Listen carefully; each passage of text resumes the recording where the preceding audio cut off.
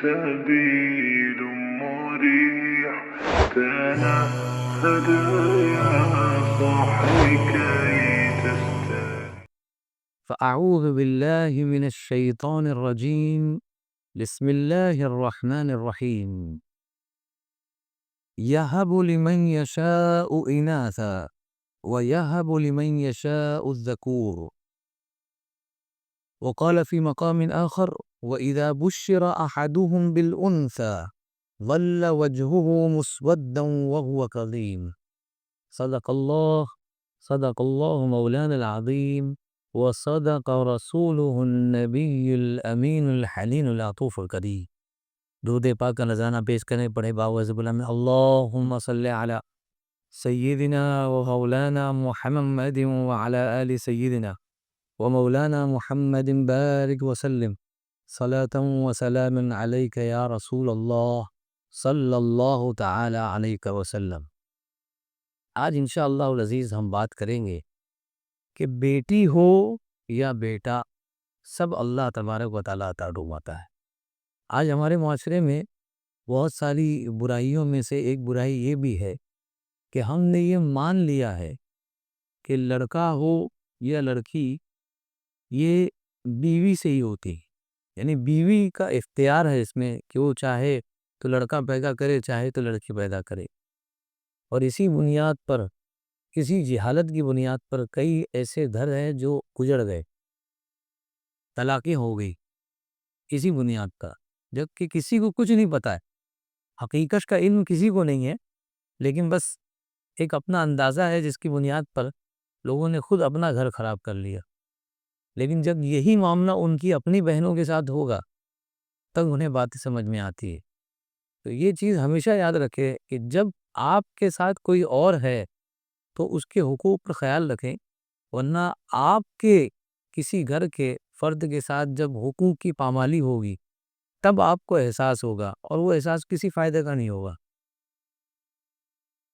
تو یہ سب سے اہم چیز ہے کہ ہم یہ جاننے کی کوشش کریں کہ اللہ تبارک و تعالیٰ نے عورتوں کے اندر لڑکی اور لڑکے کی صلاحیت نہیں رکھی، بلکہ خود یہ صلاحیت اللہ تبارک و تعالیٰ نے مردوں کو بھی نہیں دی، بلکہ اللہ تبارک و تعالیٰ اختیار کرتا ہے کہ کسی لڑکا دینا ہے، کسی لڑکی دینا ہے. ارشاد فرماتا ہے یہب لمن یشاء اناثا، جسے چاہتا ہے لڑکی دیتا ہے، ویہب لمن یشاء الذکور، اور جسے چاہتا ہے لڑکا دیتا ہے. فیصلہ پورا ہو گیا، اس کے آگے کوئی بات ہی نہیں. آیت کریمہ ہے. واصلہ بن اسقا کہتے ہیں اس آیت کریمہ کے ضمن میں، وہ کہتے ہیں کہ لڑکے سے پہلے لڑکی کا پیدا ہونا یہ برکت والی بیوی کی علامت ہے. وہ بیوی برکت والی ہے، اس بات کی علامت ہے کہ لڑکے سے پہلے لڑکی پیدا ہو. یعنی لڑکی کا گھر میں پہلے پیدا ہونا، اس کا قدم رنجا ہونا، یہ برکت کا سبب ہے. اس کی وجہ کیا فرمایا کہ قرآن مجید کی اس آیت کریمہ کو دیکھو، یہب لمن یشاء اناثا، جسے چاہتا ہے لڑکی عطا کرتا ہے، وَيَهَبُ لِمَن يَشَاءُ الذُّكُورَ، اور جسے چاہتا ہے لڑکا عطا. تو یہ مفسرین نے نکالا کہ آیت کریمہ میں سب سے پہلے لڑکی کا ذکر ہے، اس کے بعد لڑکے کا ذکر ہے. لہٰذا جس طرح اللہ تبارک و تعالیٰ نے ترتیب رکھی ہے، اسی ترتیب سے اگر بچے ہوتے ہیں تو یہ ان کے لیے باعث برکت ہے. لیکن آج ہمارے معاشرے میں یہ مزاج بن گیا ہے کہ معاش کا اتنا زیادہ خیال ہے کہ اگر معاشی طور پر اسٹیبلش نہیں ہے تو وہ لڑکی بالکل پسند نہیں کرتا، اور اگر بہت اسٹیبلش ہے تب بھی وہ ایک سے زیادہ نہیں پسند کرتا. یہ ساری چیزیں، یہ جو میں بتا رہا ہوں آپ کو کہ مجھے لڑکا چاہیے، مجھے لڑکی چاہیے، مجھے یہ نہیں چاہیے، مجھے وہ چاہیے، یہ سب قدرت سے کھلواڑ ہے. اور جب بندہ قدرت سے کھلواڑ کرتا ہے تو اس کا حشر اچھا نہیں ہوتا ہے، وہ دنیا میں لوگوں کے لیے عبرت بنا دیا جاتا ہے. تو جو چل رہا ہے یہ سمجھیے کہ یہ قضاء الہی ہے، اور ہمیں رضا الہی چاہنا ہے بس، تو آپ کچھ رہیں گے. لیکن جب ہم اس کے برخلاف چاہتے ہیں، اللہ دینے والا ہے، چاہے تو وہ دے بھی دے، لیکن کہنے کا مطلب یہ ہے کہ جو تمہیں ملا وہ اللہ کی رضا سے ملا یا تمہاری رضا سے ملا. تمہاری رضا سے ملا، تو اب اس کے اوپر آنے والی آزمائش کو بھی تمہیں جھیلنا ہے۔ اللہ کی رضا سے جو ملے وہ بہتر ہے، جو تمہاری رضا سے ملے وہ بہتر ہے۔ کبھی ہمارے جو بڑے ہوتے ہیں، باس ہوتے ہیں، والدین ہوتے ہیں، جو ہمارے سامنے کئی سارے گفٹ ہوتے ہیں بچوں کو دینے کے لیے، تو سامنے رکھ دیا جاتا ہے کہ تم کو جو پسند ہے وہ لے لو، تو ہم کیا کہتے ہیں کہ آپ اپنے ہاتھوں سے دیں جو آپ کو پسند ہے۔ تو ایک انسان دوسرے بڑے انسان سے وہ چیز دینا چاہتا ہے جو اس کی پسندیدہ ہو، جو اس کے ہاتھ سے دی گئی ہو، لیکن مخلوق کیوں یہ نہیں سمجھ پاتی کہ خالق جو دے اس سے بہترین کوئی نہیں ہے، خالق کے سلیکشن سے اچھا کوئی سلیکشن ہے ہی نہیں۔ لیکن آج ہمارے یہاں معاملہ یہ کہ اگر لڑکی پیدا ہو جائے تو چہرہ بگڑ جاتا ہے، پریشان ہو جاتے ہیں، پھر وہ چکر لگانے لگتے ہیں یہاں وہاں کہ بھئیہ کیسی بھی کر کے جو ہے ہمیں لڑکا ہو جائے۔ تو اب ان لوگوں کے بارے میں بتاؤں میں کہ یہ وہ لوگ ہیں جو ایام جاہلیت کی نقل کر رہے ہیں۔ ایام جاہلیت میں یہی حال تھا لوگوں کا جب اسلام نہیں آیا تھا، لیکن افسوس یہ ہے کہ وہ دن ہمیں اسلام آنے کے بعد دیکھنا پڑ رہا ہے۔ تو اس کا مطلب کیا ہے کہ اسلام تو آ چکا ہے، لیکن ہم نے اسلام کو سمجھا ہی نہیں ہے، کیونکہ اسلام یہ بتاتا ہے کہ ایسا نہیں کرنا ہے کہ ہمیں دل برداشتہ ہو جانا ہے لڑکی کے پیدا ہونے پر۔ قرآن مجید کی آیت کریمہ ہے وَإِذَا بُشِّرَ أَحَدُهُمْ بِالْأُنثَىٰ، اور جب ایام جاہلیت میں اسلام آنے سے قبل جب انہیں یہ بشارت دی جاتی کہ تمہیں لڑکی پیدا ہوئی ہے ظَلَّ وَجْهُهُ مُسْوَدًّا، تو ان کا چہرہ دن بھر کالا رہتا، دن بھر ان کے چہرے پر 12:30 بجتے رہتے، کالا رہتا دن بھر، اور اس کے بعد کیا کہتے وَهُوَ كَظِيمٌ، اور ہمیشہ غصے میں رہتا، ہمیشہ غصے میں۔ وجہ کیا ہے؟ لڑکی پیدا ہو گئی۔ اب جو قضاء الہی ہے اس کے برخلاف کہاں سے جا سکتے ہو تم کو یہ سوچنا چاہیے اللہ تبارک و تعالیٰ کا انتخاب ہے جو اس نے مجھے یہ دیا ہے، انعام ہے، لے لو۔ اس میں اب تم یہ سوچ رہے ہو کہ یہ کم ہے یہ زیادہ ہے، یہ تو خلاف ورزی ہے فرمان الہی کی۔ جو اس نے تمہارے لیے سلیکٹ کیا اس سے بہتر کیا ہوگا؟ اور دعا میں کیا کہیں گے؟ مولا وہ جو دے وہ دے جو میرے حق میں بہتر ہو، مناسب ہو، اور جب ملے گا تو منہ بنا لیتے ہیں۔ سوچنا یہ چاہیے کہ یہی میرے لیے بہتر ہے۔ اگر غریبی ملی ہے یہی میرے حق میں بہتر ہوگی، امیری ملی ہے یہی میرے حق میں بہتر ہوگی، لیکن اب وہاں پر جو ہے وہ پتہ نہیں کیا کرنے لگ جاتے ہیں۔ ہر امیر کو دیکھو غریب بننے میں لگا ہے، امیر کو غریب امیر بننے میں لگا ہے، اور امیر امیر سے امیر بننے میں لگا ہے۔ یعنی جو جس حال میں ہے اگر اسے آگے بڑھنا ہے، سیدھا سا فارمولہ ہے، جس حال میں ہے اس راہ میں راضی ہو جائے، بس اسے وہ مل جائے گا۔ اگر آپ کو لڑکی ہے، آپ چاہتے کہ لڑکا ہو، آپ لڑکی پہ راضی ہو جائیے، آپ کو سب مل جائے گا۔ سب سے بڑی دوا یہ ہے رضا الہی، بندہ اللہ کی رضا میں راضی ہو جائے تو اللہ تبارک و تعالیٰ بے شمار عطا فرماتا ہے۔ تو یہ جو منہ بنانا ہے یہ کس کا ہے؟ یہ ایامی جاہلیت کے لوگوں کا، اور آج ہم منہ بنا رہے ہیں تو اس کا مطلب ہم کہاں ہیں؟ اسلام آنے کے بعد بھی عصر جاہلی میں جی رہے ہیں۔ اب میں بات کروں گا ان لوگوں کی کہ جو لڑکیوں کی، اپنی بیٹیوں کی تربیت کرتے ہیں، ان کو پالتے ہیں، ان کے نان و نفقہ کا خیال رکھتے ہیں، تو ان کی فضائل کیا ہے اسلام میں؟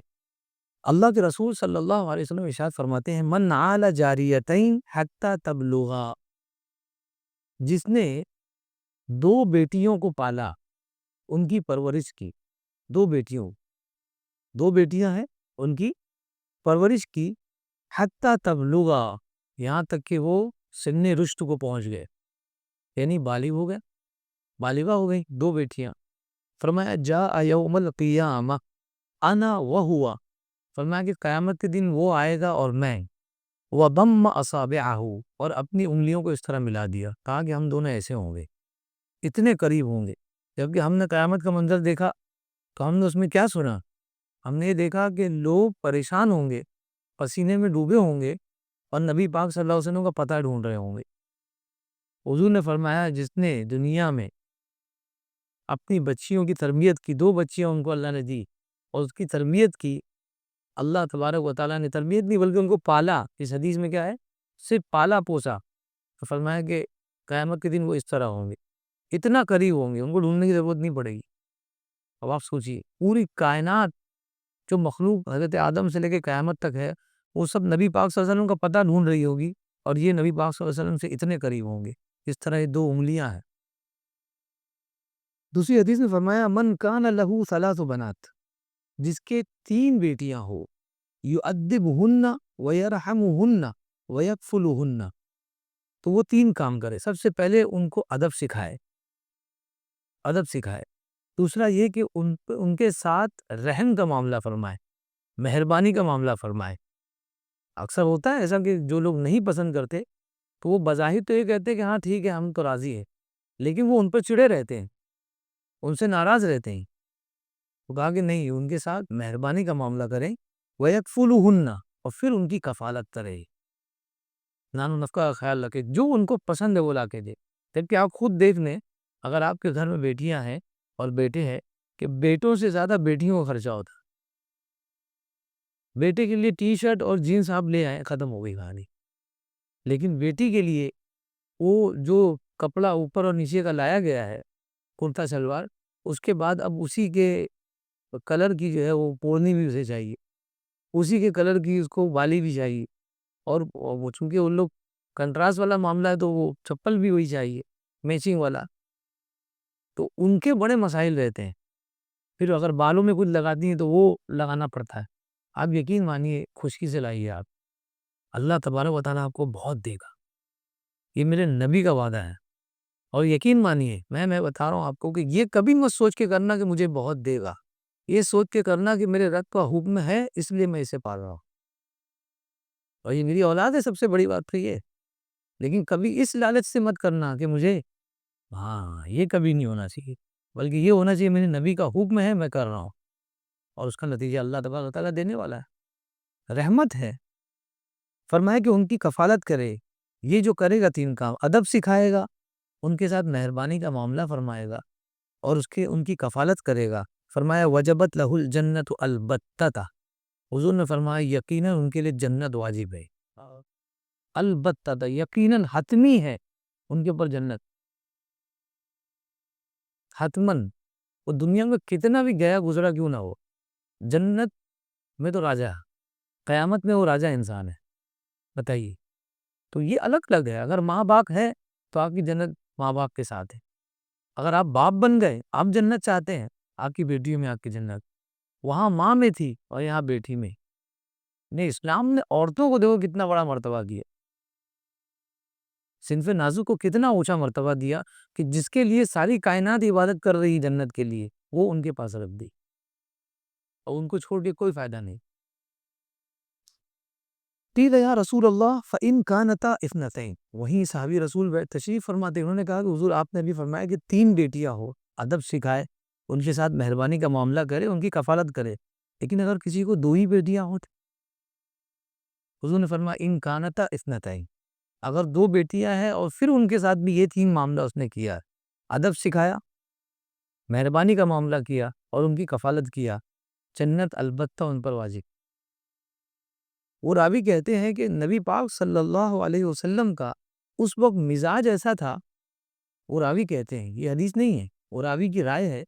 وہ کہتے ہیں کہ مجھے ایسا لگا، یقین ہوا کہ اگر میں کہتا حضور اگر ایک بیٹی ہو، تو حضور فرماتے ہاں ایک بیٹی بھی ہے. وہ راوی کہہ رہے ہیں. دوسری حدیث میں نبی پاک صلی اللہ علیہ وسلم فرماتے ہیں، اب یہاں ایک مسئلہ یہ آتا ہے کہ کسی کو بیٹی ہی نہیں ہے. اب کوئی ایسا ہے کہ جس کو بیٹیاں ہیں ہی نہیں، محروم ہے وہ رحمت سے، بیٹی ہیں نصیب میں اس کو، تو ایسی صورت میں وہ کیا کرے؟ اس کو اگر یہ اچیومنٹ لینا ہے کہ اسے جنت اس پر واجب ہو جائے، کون نہیں چاہتا کہ جنت، سب جنتی کے لیے اللہ کی عطا ہے. تو فرمایا من کان لہو اختان او ابنتان، جس کے 2 بیٹیاں ہو یا 2 بہنیں ہو.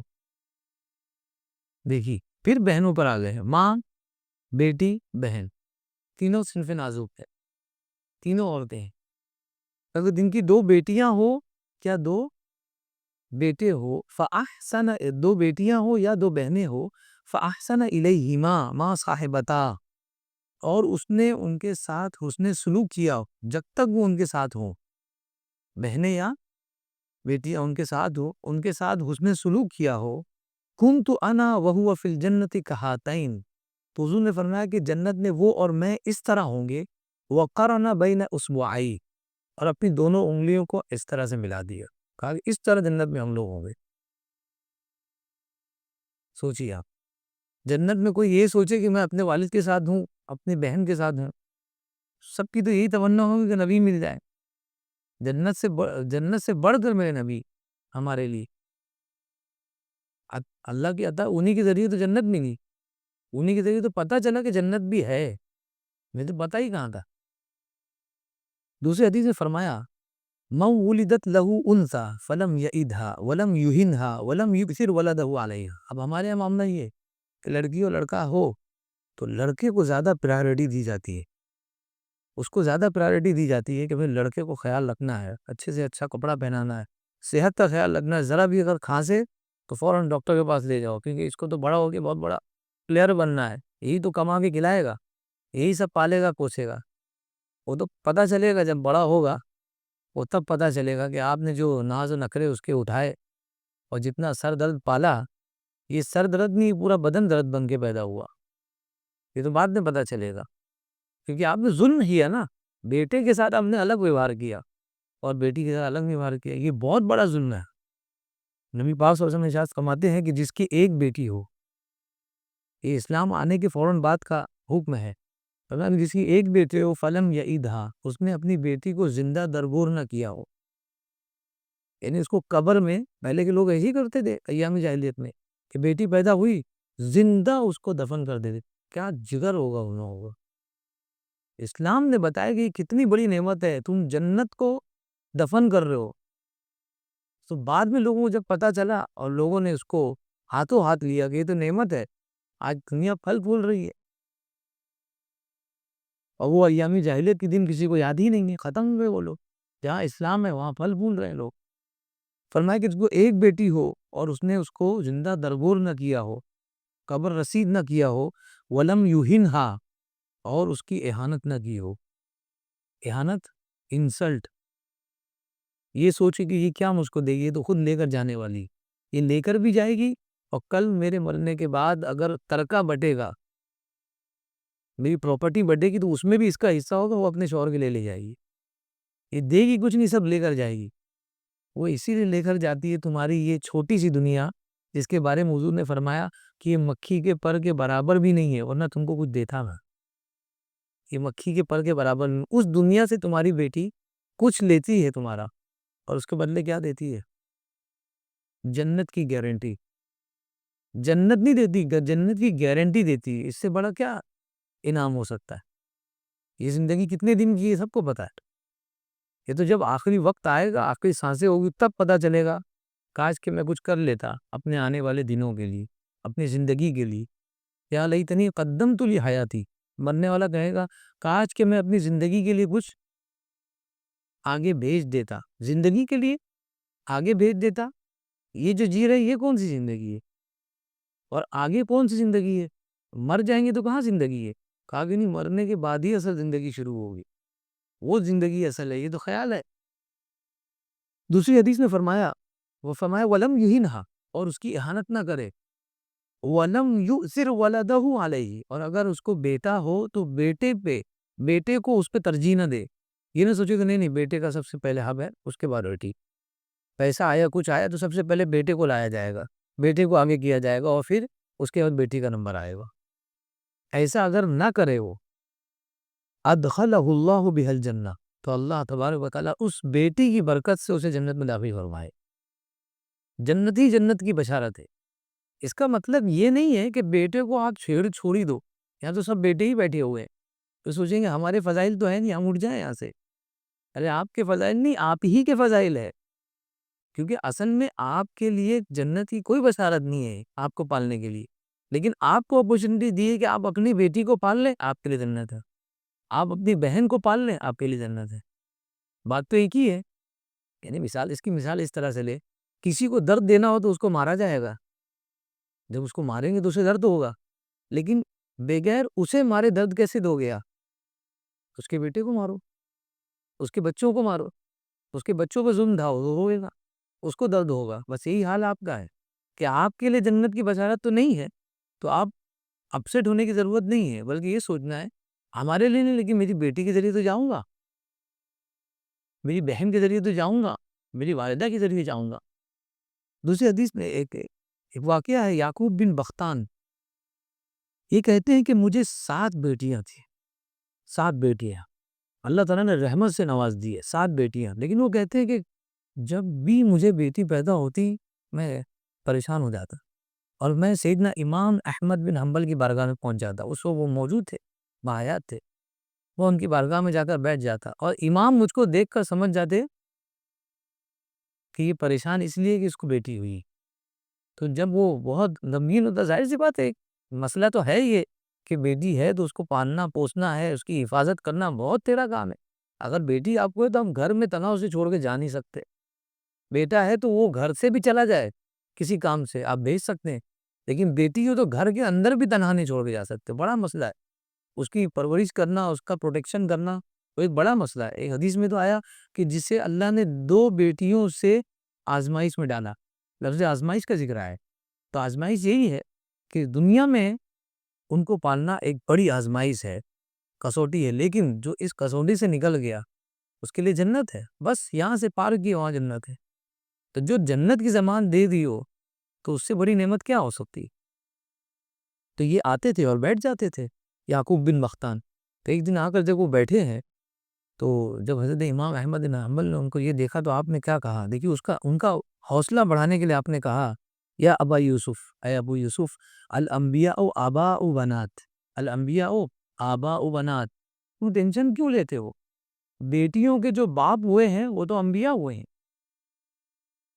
زیادہ تر انبیاء کو صرف بیٹیاں تھی، تو انبیاء کے تو گھر میں بیٹیاں ہوتی تھی، نبی پاک صلی اللہ علیہ وسلم بیٹے ہوئے انتقال کر گئے، لیکن ساری کیا تھی؟ شہزادیاں تھی۔ حضرت لوط علیہ السلام، شعیب علیہ السلام بیٹیاں تھی۔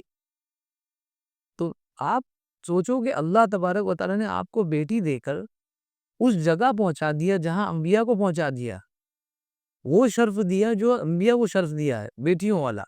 تو اس میں وہ کہتے تھے کہ جیسی یہ بات ہوتی تھی میرا دل خوش ہو جاتا تھا کہ یار مجھ کو ایک سہارا مل جاتا تھا کہ ہاں یہ تو بہت بڑی بات ہے کہ جو میرے ساتھ ہو رہا ہے وہ تو انبیاء کے ساتھ ہوا، تو میں تو انبیاء کی سنت پر عمل کر رہا ہوں، اب عمل کیا کروں؟ اللہ نے عمل کروایا، میرے ہاتھ میں تو تھا ہی نہیں۔ ایک حدیث میں فرمایا، سیدہ عائشہ صدیقہ رضی اللہ تعالی عنہا فرماتی ہیں، ہمارے یہاں ہوتا ہے نا کہ جب بچہ پیدا ہوتا ہے تو یہی پوچھتے کہ لڑکا ہے کہ لڑکی ہے، یہی سوال سب سے پہلا ہے۔ ذرا تھوڑا سا بیٹھ کر غور کریں، کبھی اگر وہ بچہ پیدائشی اندھا ہوا تو تب بھی یہی پوچھو گے لڑکا ہے لڑکی ہے؟ اگر پیدائشی کسی اعتبار سے وہ ایب نارمل ہوا تب بھی یہی پوچھو گے؟ کیا پوچھنا چاہیے؟ سیدہ عائشہ صدیقہ رضی اللہ تعالی عنہا نے بیان کیا، فرمایا کہ حضرت عائشہ صدیقہ رضی اللہ تعالی عنہا اپنے خاندان میں جب بھی کوئی بچہ پیدا ہوتا تو یہ نہیں پوچھتی کہ بیٹا پیدا ہوا ہے کہ بیٹی پیدا ہوئی ہے، بلکہ پوچھتی تقول خلق سویا ام لا، پوچھتی کہ صحت مند ہے یا نہیں ہے، یعنی ہر عیب سے پاک ہے کہ نہیں ہے۔ وہ کہا جاتا کہ ہاں ہر عیب سے پاک ہے تو کہتی الحمدللہ رب العالمین، بس اللہ کا بے پناہ احسان ہے۔ جا کر دیکھیے ہاسپٹل میں آپ کو اپنے مطلب نجی واقعہ بتاتا ہوں، ہمارے خاندان میں واقعہ پیش آیا، ایک بچہ پیدا ہوا لڑکا، اور پیدا ہونے کے ساتھ ہی ساتھ اس کا ایسا معاملہ ہوا کہ اب وہ پیدا ہونے کے بعد 1 دن 2 دن کا بچے کی کیا مطلب کیا طاقت ہوگی اس کی، اس کے بعد اس کے دن کو چیرا گیا اور اس کی نسوں میں کچرا چلا گیا تو وہ بچڑا نکالا گیا، ہر 2 سال 3 سال پہ اس کا آپریشن ہوتا ہے، 4 سے 5 لاکھ 8 لاکھ جو ہے وہ کسی طرح کی باتیں ہوئی تو وہ کم میں ہو گیا علاج۔ میں آپ کی عبرت کے لیے بتا رہا ہوں، صحت مند ہے، لڑکی ہو یا لڑکا ہو کوئی مطلب نہیں، صحت مند ہو، سوچیے اس کے باپ پہ کیا گزری ہوئی، پوری زندگی کمائی اس نے لگا دی اور اندر مشین لگی ہوئی ہے، 2 دن کا بچہ کیا اس کی عمر ہے، وہ صحیح سے کروٹ بھی نہیں لے پا رہا، بچہ آج بھی ہے لیکن باپ کے خرچے لگے ہوئے ہیں، پریشانی لگی ہوئی ہے، ہاسپٹل لانا لے جانا پریشان۔ تو کہنے کا مطلب یہ ہے جو اولاد ملی ہے یہ اللہ کی نعمت ہے، اسے قبول کر لو، یقین مانیے یہ نعمت آپ کے لیے دنیا اور آخرت کی ساری بھلائی لائے گی۔ آپ بھی کیوں سوچتے کہ یار لڑکی ہوگی تو کیا؟ ایک زمانہ تھا جب لڑکیوں کا معاملہ یہ تھا کہ محدود تھی، اب تو لڑکیاں محدود بھی نہیں ہیں، ماشاءاللہ اب تو بہت سارے ایسے گھر ہیں جو لڑکیوں کے خرچوں پہ چل رہے ہیں. ہاں، گھر بیٹھے وہ لوگ پیسہ کما لی.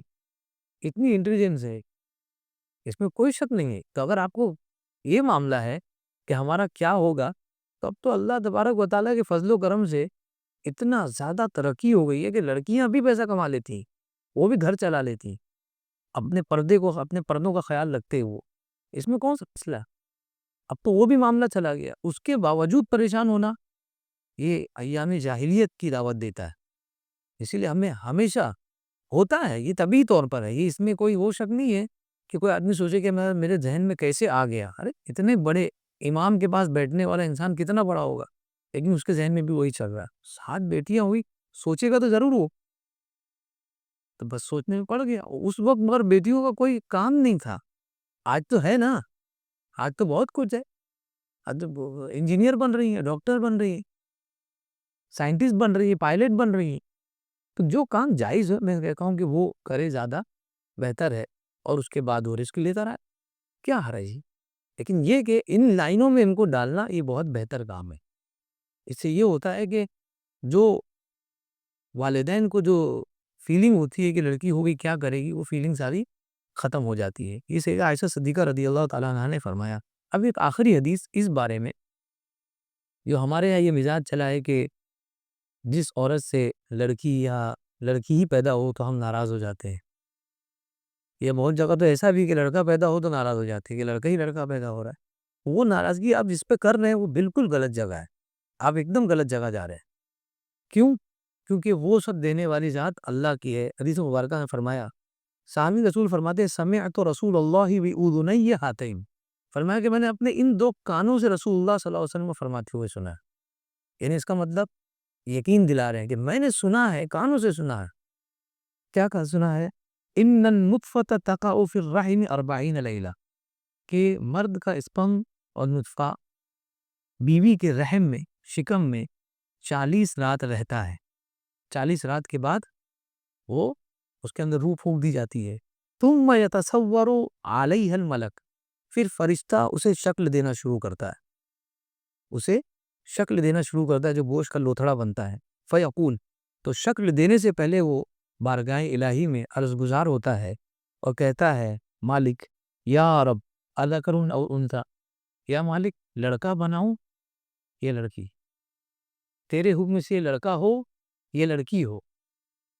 فیجعلہ اللہ ذکرا او انثی، پھر اللہ اسے لڑکا یا لڑکی بناتا ہے، بیٹا یا بیٹی بناتا ہے. ثم یقول یا رب اسوی او غیر سوی، اے رب اسے صحت مند رکھوں یا غیر صحت مند رکھوں، بیمار. فیجعلہ اللہ سویا او غیر سوی، تو اللہ تبارک و تعالیٰ اسے صحت مند یا بیمار کرتا ہے اس کی شان کے مطابق.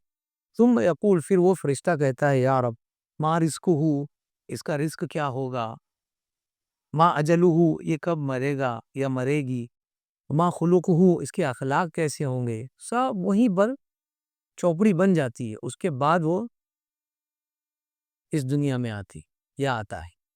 ثم یجعل اللہ شقیا او سعیدا، پھر اللہ تبارک و تعالی اسے بدبخت یا نیک بخت بناتا ہے. سب اللہ تبارک و تعالیٰ کے دستے قدرت میں ہے. کسی ذات کو الزام دینا اس جہالت کے علاوہ کچھ بھی نہیں ہے.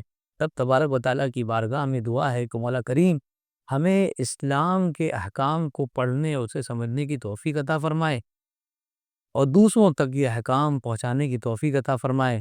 مولا کریم جو کچھ درس میں بیان ہوا اپنی بارگاہ میں اسے قبول فرما، جو کچھ بھی خامیاں اس میں رہ گئی ہے مولا کریم اپنے فضل و کرم سے اسے معاف فرما، اور ہمیں کہنے سننے سے زیادہ اس پر عمل کی توفیق عطا فرما.